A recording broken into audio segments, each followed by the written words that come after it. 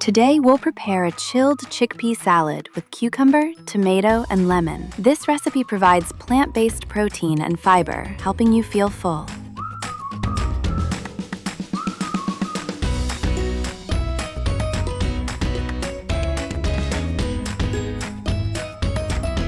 For preparation, place the chickpeas in a bowl. Add the cucumber, tomato, fresh herbs, and garlic powder. Add the lemon juice and olive oil. Season with salt and pepper to taste. Mix well and refrigerate for 15 to 20 minutes before serving.